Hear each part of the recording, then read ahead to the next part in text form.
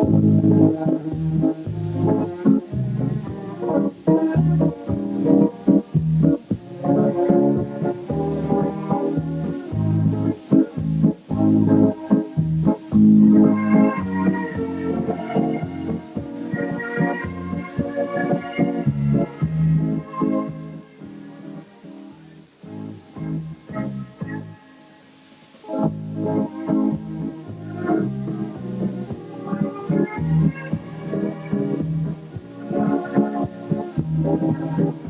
evening.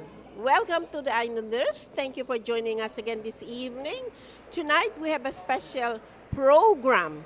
But before we do that, I hope you enjoyed our program last month and what we have shared with you. So tonight we have a special guest and we are going to talk about the West Philippine Seas and how can we fight China from grabbing the West Philippine Sea, which just rightfully belongs to the Philippines.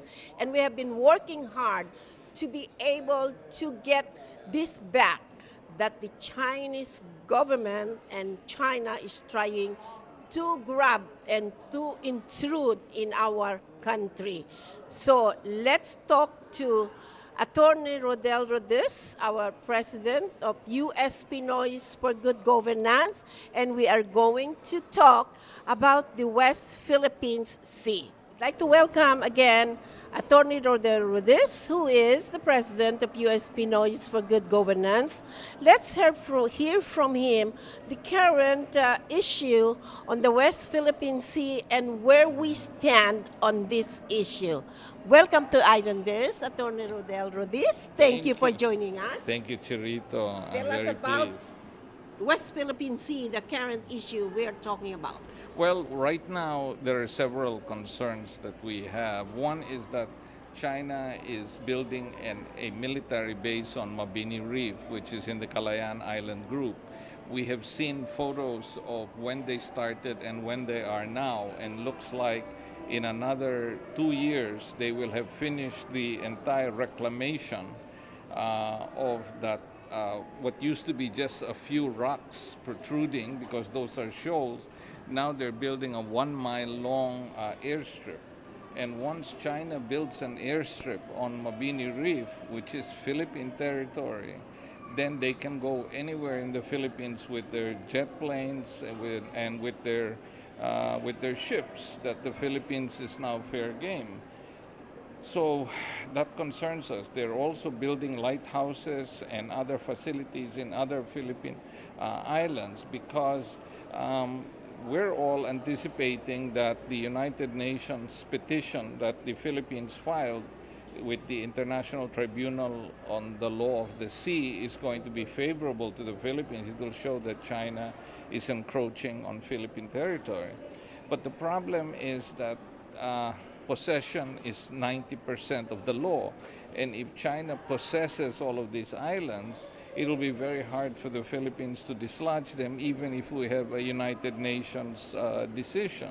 So that worries us. And the other thing that worries us is that Ayungin Shoal, we have one ship, the Sierra Madre, which has about 8 to 12 Filipino Marines who are guarding Ayungin Shoal. Their deployment is coming up this October, which means they have been there for about 7 months. And the Philippine Navy will be sending a new group of Marines to take over, and with new supplies. The last time around, Chinese ships were able to block the first group that came, and the second group that came was able to slip through. Our fear is that China will now have more ships guarding Ayungin, because they know the Philippines will be sending a replenish.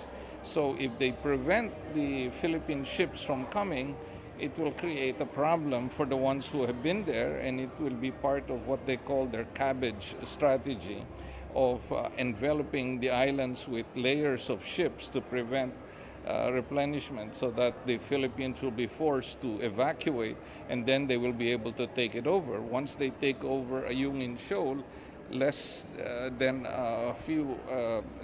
50 miles or much less than that is Recto Bank, where they have confirmed rich oil deposits and natural gas in the quadrillions of gas. That's what China is really after, and so we are very worried that within a few years, China will have possession of the natural resources of the Philippines within the Philippine territory. That is really frustrating, and China is so stubborn. And after everything that we have done, rallies, all this, and now we are ready to have petition, like during our last conference, just as an individual to petition. But on the other hand, I understand, I read in the paper that the government was able to seize an old map, a very old map, that the Ayungin Reef really does belong to the Philippines. So why can't China accept that? Well, China is not interested in the facts. I mean, it took over Nepal, Tibet, even if it has none, because it is in their core interest. I mean, in other words, they're looking at what is in their economic and political interest. They're a rising power. Rising powers need territory. They need to be able to expand. China needs fuel, needs energy to fuel its expanding economy. So they're looking everywhere, and they see that the Philippines has it. So it's a matter of taking over those islands, and it doesn't matter. They have veto power in the United Nations, so the UN cannot issue a decision like it did with the Korean War. Yes. So they're taking advantage. For China, its might is right. If they have the might and the power, the Philippines does not, then they're going to start gobbling up all of the islands. It's just really unbelievable, Rodel, and I really don't know what else we can do. Well, What else can we do? right now, in the last week or 2 weeks, China has also moved into occupying land that belongs to Indonesia. So now you have Indonesia beginning to feel what the Philippines has been feeling for the last 12 years. So it's a matter of forming an alliance now between, with or among the countries in the ASEAN where China is invading parts of that. So an alliance between the Philippines, Vietnam, Indonesia, together with Japan and other countries, that's what needs to be done, because alone we cannot fight China, but with an alliance among many other countries, hopefully it can show China that there is a cost to its invasion. The cost is not just military. People will fight to defend what's theirs, but there will also be economic boycotts, and there will be economic consequences. Exactly. So the best course now is we work for the ASEAN countries, Japan, Korea, Indonesia, Vietnam, and all those. Once we're able, they ally with us, then maybe we would be able to accomplish what we are going to really do accomplish. And so the latest that now the U.S. Pinoy for Good Governance, please tell the viewers our other steps in order to continue our efforts and to continue our goal and mission in saving the West Philippine Sea. Yes, if you can go online, go to uspgg.org, uspgg.org, and it will provide you with a lot of background information and materials about the South China Sea and what we in the U.S. Pinoys for Good Governance are doing for it. And others who are interested, we have a global summit coming up in Manila on February 26th. So you're welcome. You can contact Cherito, is very involved in the planning and organizing of that global summit. Yes, thank you. And thank you, Rodel, for sharing. And we'll see you around. And let's work more. Back to you, dear viewers, and see you around. And we'd like to thank Rodel, and just a little something for our viewers. Well, You're thank always you. on our show. Yes, so thank you. So let's just be vigilant. We cannot afford to let up. We need the Filipino people need the support of the global Filipino community. Thank, thanks again, Rodel.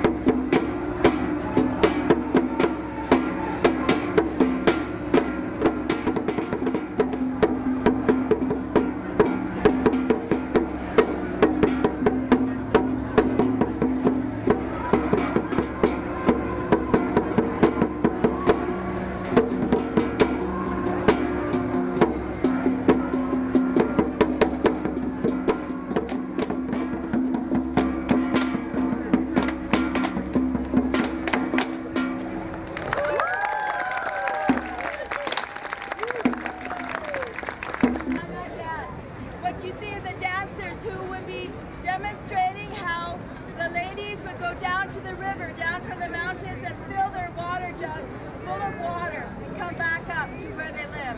So what you're seeing is truly amazing, that they are balancing these on their heads.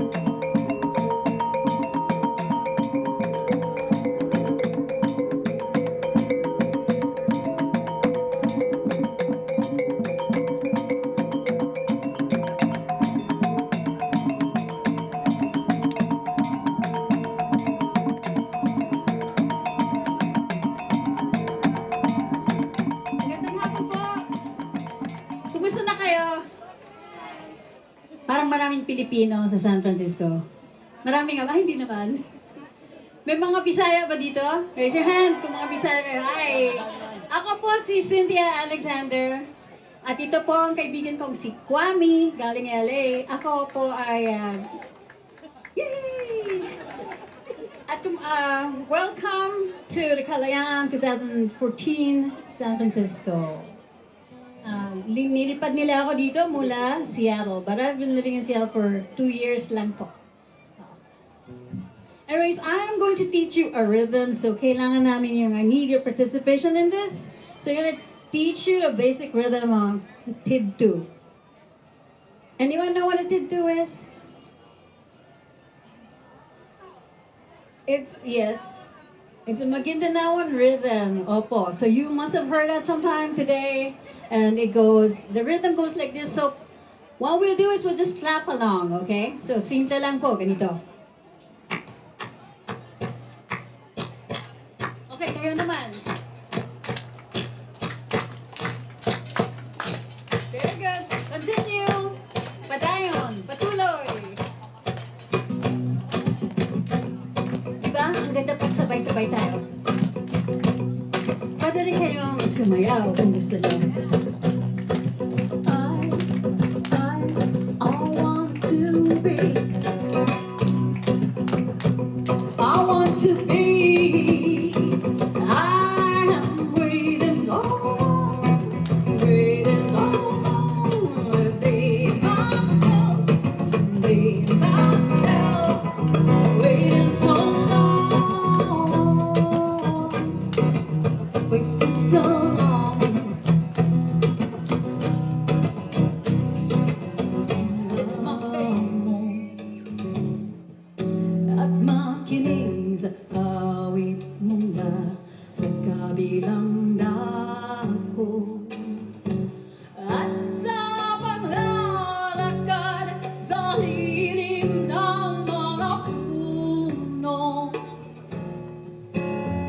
Matutuklasan ng laman ng pusong malayo.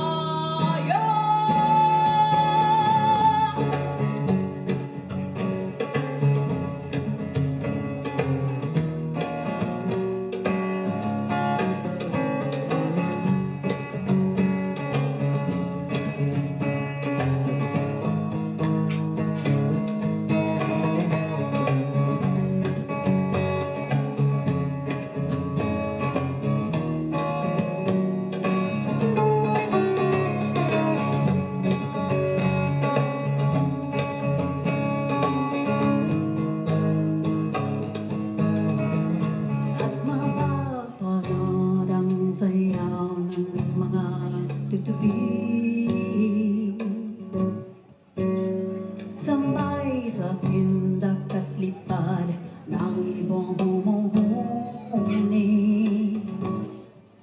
at hihinaon na itong hindi mapakali at makakahimlay sa mapayapang gabi.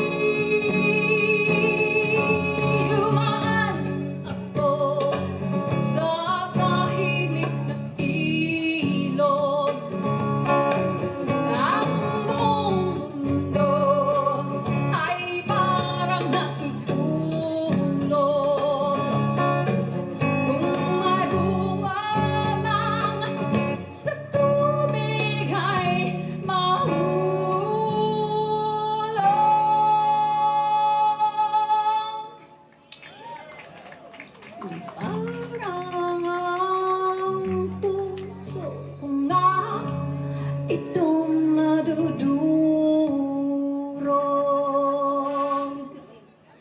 Parang ang puso kong itong nadudurog.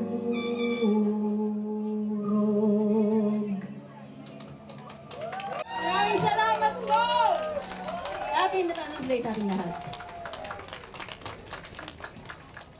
Kumusta? How's everyone doing? Ang lamig, huh?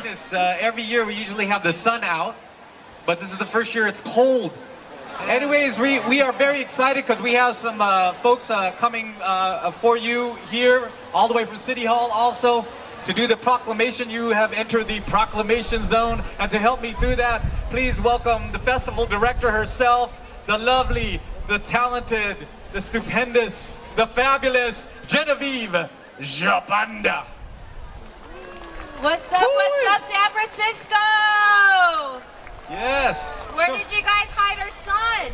I wanted to bring up some very important people. If it wasn't for the leadership of Filipino American Arts Exposition at this fabulous event, the president of Filipino American Arts Exposition, Mr. Al Perez, and the vice president of Filipino American Arts Exposition, Mr. Yearend Lampas. Happy Pistahan Weekend!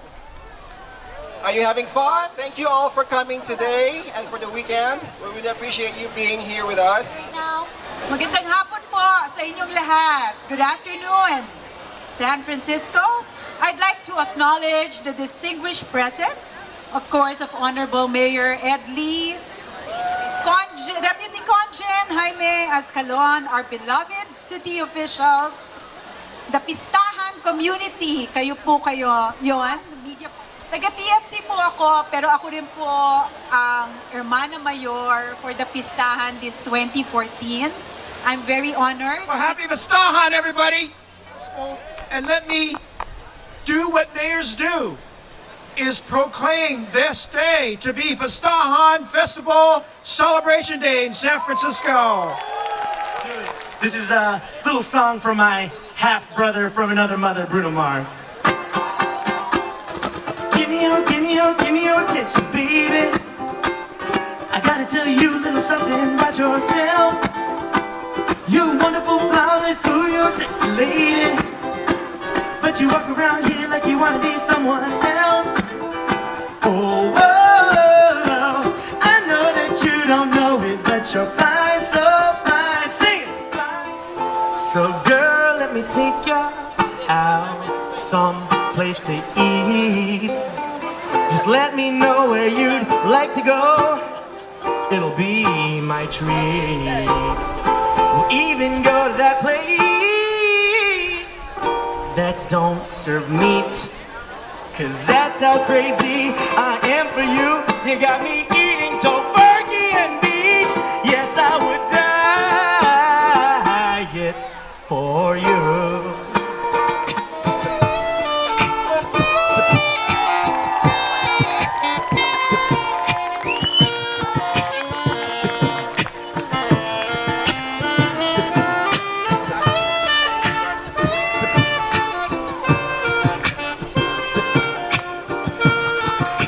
A showman right there. Come on, give it up. Sus Mariosa, that is an amazing, yes, right. It was so good, it was bastos, huh? Oh my goodness.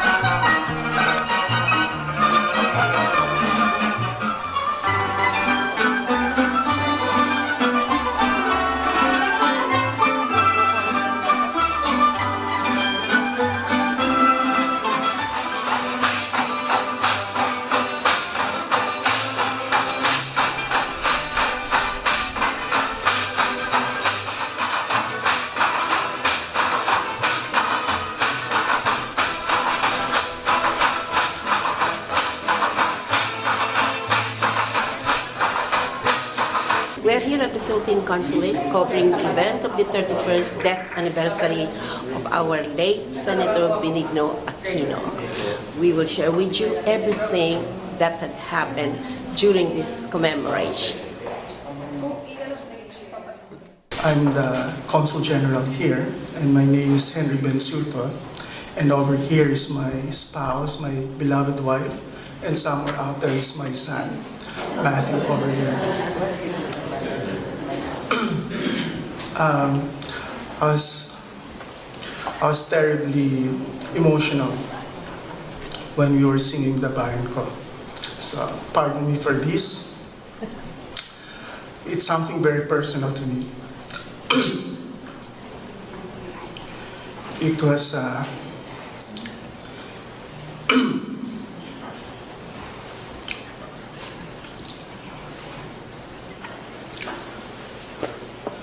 it was an important juncture in my life. I was in second year. And when Ninoy was assassinated, I never knew him. From there, went to Santo Domingo. I was mesmerized by the multitude of people. And I began to try and learn who this guy is.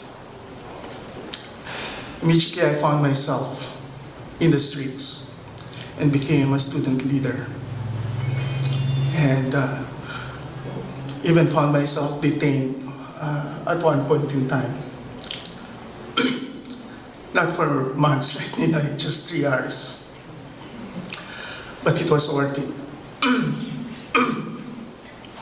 Now, it's an honor to be working with the son and working for him on a special issue with the very same message that Ninoy brought to us. Indeed, I appreciate your joining us tonight for our annual gathering of friends to commemorate the life and ideals of Benigno Aquino Jr., who many of us know better as Ninoy. Tomorrow, it will have been 31 years to the day that Ninoy was assassinated on the tarmac of the airport in Manila. Many of us here still vividly recall those moments and the shock and sorrow that went through us when we realized that our worst fears had come true. Okay. And that Ninoy had indeed been shot. Many of us were soon spurred to action in waves of outrage that amplified, spilled out, and became the People Power Revolution of 1986. Everything is still crystal clear for us, those of us who were there in Manila, or here, glued to the television or the radio, waiting anxiously for news. We treasure these gatherings because for one day, at least, we have the opportunity to come together again and remember this part of our country's history as we lived it, and share our memories with friends who lived it too. But this too will pass. As the years go by and the time takes its toll, this gathering of friends with personal recollections of those days will grow smaller, and our memories of Ninoy will become stories in books that our grandchildren and great-grandchildren will read. When I think about that, I ask myself, what do I want them to remember? What is the important part of this story? What lessons do I tell my son to take to heart so that when I am no longer able to tell the story, he will remember to pass it on to his own sons, who will then pass it on theirs. I will not presume to tell you what to tell your own sons or daughters or grandchildren. We all lived through those days, and we all have our own stories to tell. Hard lessons that we learned that we believe the next generation should take notice of. But this is what I will tell my son, and what I hope he will pass on to the next generation. Our freedom came at a price. For those who were born into a world where they were assured of the right of suffrage, the right to free speech, the right to a free press, this means little. What it means to me, however, is that those things were so precious to the Filipino people that at one point, there were people willing to take up arms, to start revolutions, to subject themselves to imprisonment, or torture or other sanctions, in order to defend peace rights. It means that 31 years ago, a man named Ninoy realized that his passionate defense of these rights might mean his death. And despite that realization, came to the conclusion that the Filipino is worth dying for. When I remember these things, I am humbled by the fierce pride and passion that drove Ninoy and those like him to lay their lives down for the good of the country, and staggered by what it truly means to love one's own country. These memories have driven me, as I am sure that they have driven me, to carry on that legacy of pride, passion, and love. In Ninoy's memory, and in the memory of those who fought with him, I urge you to join us in making sure that those sacrifices were not in vain. Mabuhay po ang Pilipino at mabuhay ang inang bayan.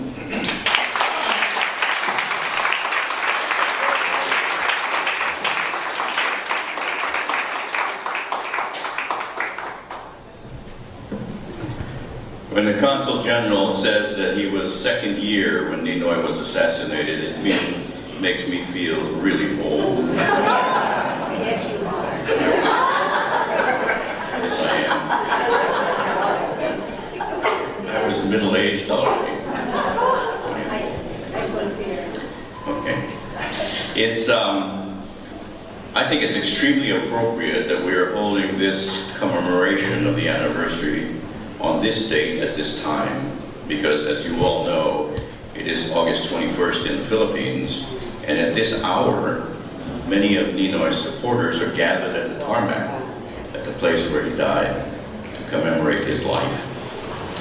31 years ago, after Ninoy's funeral, as our plane taxied past the exact spot where he had been assassinated, I looked out the window and I vowed to keep his memory alive so that he would not have died in vain.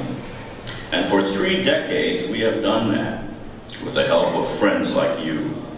So on behalf of our family, Lupita and I thank you for being here today and for standing with us through all these years. In the past, whenever we gather on this anniversary, we have heard from people who had some connection with Ninoy. I recall his final journey. Others talked about Ninoy, the extraordinary leader. Still others talked about Ninoy, the man. Today we're going to hear about Ninoy's legacy, and as Father Arnold pointed out, that legacy is people power.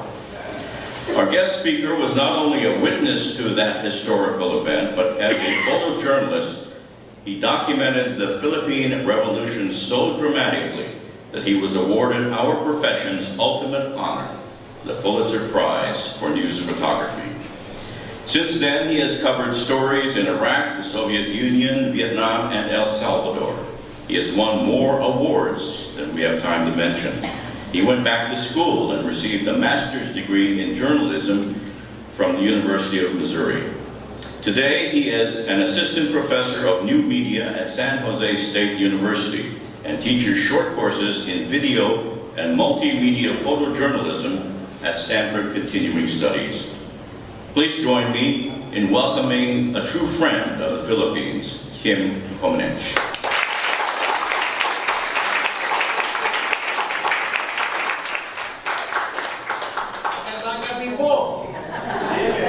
That's about it, that's all I know. Exactly, and I mean exactly 30 years ago, this day, I began photographing in the Philippines. I mean, it's scary how exact this is.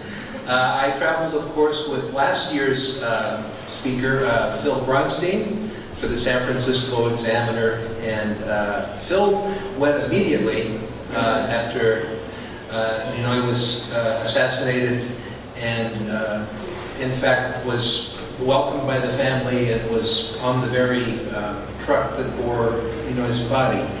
A year later, I came with the idea that the Examiner was going to start regularly covering the Philippines, because there was so much interest in the Bay Area and all of the major cities on the West Coast.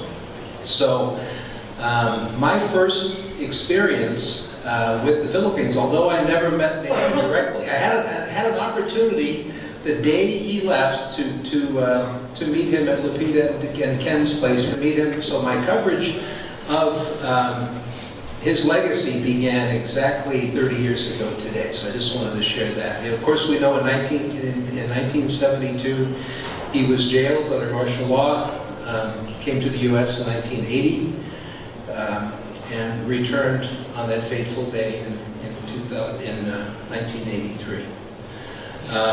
What you will see is, I'm going to talk a little bit afterwards about what it all means to me. I do want to say what an honor this is. I mean, he has had such a profound effect on the direction and the role of the country in the world. It's sad to say it was his death that probably spurred everything into action and ultimately led to the rise of people power in Korea. But it was the ultimate service and the ultimate sacrifice. So what I'm going to show you today is my coverage, basically, which began with the novena, the night before the big first anniversary march. We met with Doña Aurora in Tarlac. I also have some short interviews with attorney Frank Chavez and June Factorin from the Mabini lawyers regarding the senior senator Lorenzo Tanyara, who stood strong until his final days, and Chino Rosas as well. And finally we'll end with a little interview with Pinky. So let's give this a shot here. I had no problem getting the title, so I wanted to let you know in advance who you're going to see because we didn't get the names on the video. So you're going to first see former Ambassador Stephen Bosworth talking about the Philippines, and then Gene Sharp, Dr. Gene Sharp from the Albert Einstein Center in Boston, who talks about how important this particular 4 days in the history of the world was to what happened after that in Indonesia, in China, in Poland, in the Eastern Bloc, in the former Soviet Union, for the Berlin Wall, and most recently in the Middle East with the Arab Spring. It all started in Manila. I think that as the Consul General said, share the stories with your family. Make sure that that something you've witnessed is passed on from generation to generation. And most importantly, remember that this was a generation of Filipinos, like any other, I'm sure, that is willing to lay their lives on the line to protect their democracy. And for that, I stood in awe of that day, and I still do. Today is October 5th, and we are celebrating the annual celebration of Filipino History Month here at Asian Museum. We are lucky to have lots of Filipino camaraderie, and this afternoon we have a special guest for you as a treat. Miko Gusi, a well-known artist, actor, and a model back in the Philippines. So let us talk to him and find out what he up to, what he has been, and what is he doing right now. Welcome, Miko, to Islanders TV. Thank you for joining us this afternoon. How are you? I'm very good, and of course, I'd like to say good afternoon to you, Auntie Charito. It's my greatest pleasure to be here today. Great, and we will share our viewer a lot of information about this young gentleman who has made waves, and he's very well known globally and locally. So let's ask him about his career, and can you please tell the viewers something about yourself? Anything, the past, the present, and we'll talk about the future. Of course. I'm the son of Ambassador Barry Gusi, and he's the chairman of the Gusi Peace Prize International Foundation. Basically, this is a foundation that gives peace awards every year to people from different nations. And growing up, I have witnessed my father and my mother being involved in the cause of peace and in the cause of finding ways to promote prosperity and harmony among nations and live in diversity. And I realized that music is one of the greatest and most effective avenues, as well as arts is one of the greatest avenues in order for me to deliver a way to bring people together despite the barriers in language or despite the barriers in geographical circumstances. That is why I realized that my calling, in collaboration with my father, my calling on the other hand will be to be an artist and to use that voice to further the cause of my parents and to further the cause of the people supporting the Gusi Peace Prize Foundation. Now, through the Gusi Peace Prize and through my travels around the world in Asia and in many, many countries, the biggest privilege that I was able to have is performing for already 10 presidents and royalties and senators and congressmen, but at the same time it was also equally thrilling to be able to perform for people of different nationalities regardless of social standing. The fact that they give me a feedback that I was able to touch them even with a simple song or even with a simple appearance on stage gives me a great sense of fulfillment and made me realize that I have been right all along. Always a work in progress. That's what my philosophy is. And I'm very fortunate to be able to expose and be in the company or be surrounded amongst people who have more experienced minds and who have years ahead of me.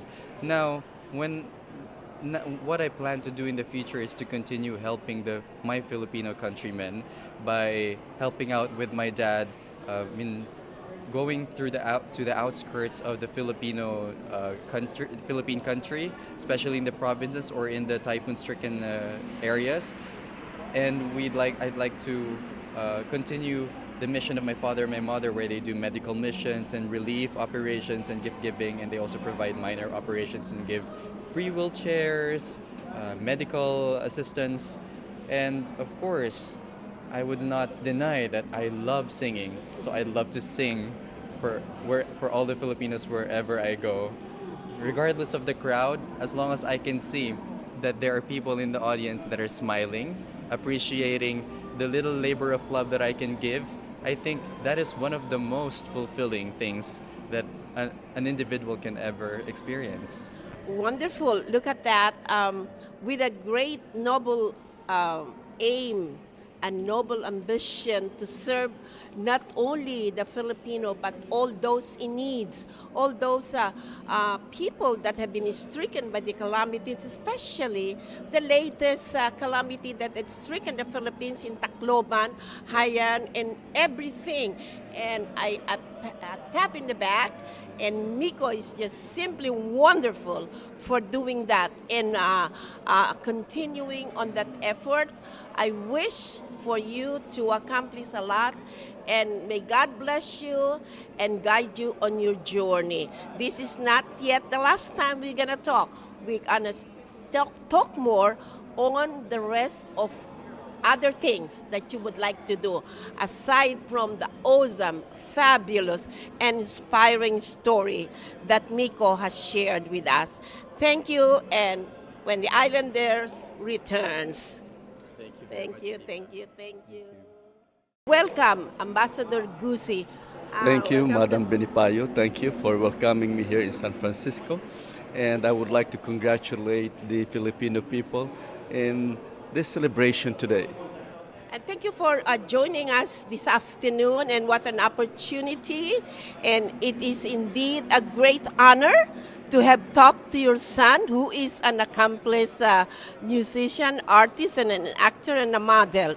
And with your influence, I understand he is a very good product of Mr. and Mrs. Gusi. Now, Ambassador, could you share us a little thing about yourself, the past, and then the present that you are doing?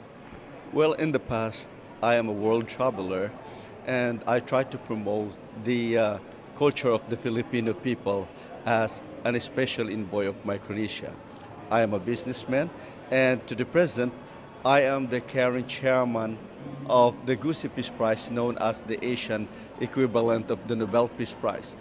The Gusi Peace Prize recognizes people all over the world in their chosen endeavors, such as scientific research, chemistry, physiology or medicine, literature, performing art, statesmanship, archaeology, architecture, academe, religious leader, as well as in the field of peace and economics. So the Gusi Peace Prize is an awards-giving body which is based in Manila, Philippines, and founded by my father, and I am the current chairman of that. And as a matter of fact, in November 26 this year in Manila, Philippines, at the Philippine International Convention Center, it will gonna be attended by people from all over the world, and we have 18 laureates for 2014, and 4 of them are head of states, and some are scientific researcher, and of course people that are involved in peace, economics, and literature. I was chosen by the government of Micronesia as their special envoy, and we are promoting the ecotourism of Micronesia and to promote their nation in Japan and Australia as well in the part of Asia, and I handle that as given to me by the government. And with that, I was able to continue at the same time the Gusi Peace Prize charity, particularly in the Philippines, because there are a lot of Filipino people that are still suffering in the Philippines. Probably political suffering, the suffering towards the calamity, the deprivation of other people, victim of injustice. And I always am a person who is always a voice of those people. Because if I am for what I am now, because I had been just trying my best to put myself up as a voice of peace, as a leader of the world peace, as compared probably with Mohandas Gandhi and Martin Luther King or Anwar Sadat. Well, they were the past and I am today, and today will be different from the past, and today will be different for tomorrow. So if I am for what I am now, it's just because this is my life, this is how I advocate peace, this is how I share my lives to the world community of peace, in particularly to my countrymen. Our countrymen who are up to now is still, a lot of them are suffering, especially in poverty. And I am with them, and I will continue whatever I could share for my countrymen in my very own capacity. I would like to call the Filipino people to be united by way of honesty and integrity, having the clean heart towards others. I do not say all of the politicians, but some of them are really very corrupt, and we should stop that in order that we could live in harmony and equality of life. I know that the Filipinos, not only here in the United States, are doing their best to help our countrymen, but we should have a good leader to justify the objective of running the country. Leader who have a great compassion to the Filipino people. Because with compassion to the Filipino people, we could make a difference. We can run the country with greatness. When Mrs. Aquino started the democratic form of government in the Philippines, it justified, and then it is the beginning of the unity of the Filipino people. But then right now, there are certain few people who are dishonest and corrupt, and I hope that we should stop this by way of uniting the people globally, the Filipino people. We should depend more on the Filipino people than anything else, because no one could love the Philippines and the Filipino but Filipino itself. I would like to thank the Filipino people who have supported the Gusi Peace Prize here, who have acknowledged the Gusi Peace Prize. And I promise to them that I will do my best, to the best of my capacity, to make the Gusi Peace Prize respectable, dignified, and renowned the world over as a symbol of Filipino entity, as a symbol of Filipino dignity, and as a symbol of peace that started from the Far East. So the American Filipino people here, whom I meet in New York, Chicago, Los Angeles, and San Francisco, Las Vegas, Nevada, San Diego, I would like to thank you guys for being cordial with me and my son while we are here in United States of America. And I promise, if I could not touch the lives of you guys here, I will touch the lives of the Filipino people in our country, because this is my life where I am now, and I will continue to be a leader of peace and will continue to be a voice of the people of our country, especially those that are needy people. You know, we are going to be on the same boat. We are going to help change, not if we cannot exactly change the image, we are going to at least replenish and make a good change about the Filipinos, because actually Filipinos are great. We have accomplished a lot. We have accomplished a lot on in terms of everything, arts, music, economy, globally and locally. With that in mind, and with Ambassador Gusi and the Gusi Peace Prize, that is an instrument where we will be able to improve about economy in the Philippines, everything that compasses Philippines locally and globally, and we can help even the President Pinoy right now, who's having a little bit of hard time. I know he is very, very much ambitious. And with that ambition, we hope that ang matuwid na daan ay matutuhan ng kapwa Pilipino natin. So, with that in mind, we will continue our goal for the prosperity of the Filipinos all over the world, and everything that we would like to accomplish. And with that note, we would like to thank Ambassador Gusi for sharing us partly only because I know he got a lot of accomplishment. And thank you, Ambassador Gusi, for talking to the islanders. More power and good luck. With the Filipino people here in the United States of America, with our trouble here in the United States of America, for those who were able to assist us. Again, your humble servant, Barry Gusi, will definitely be a person of my own. We could touch our country and our countrymen in a simple heart. And thank you so much for you, Madam Binipayo, and thanks a lot to all the Filipino people here in America and all over the world that I have visited recently. Thank you, and God bless you all. God bless the Philippines. God bless the Filipino people in United States of America. And I also would like to congratulate my foreign friends who are always with us in this endeavor. Thank you so much, and God bless us all. Thank you, Ambassador Gusi, and more power.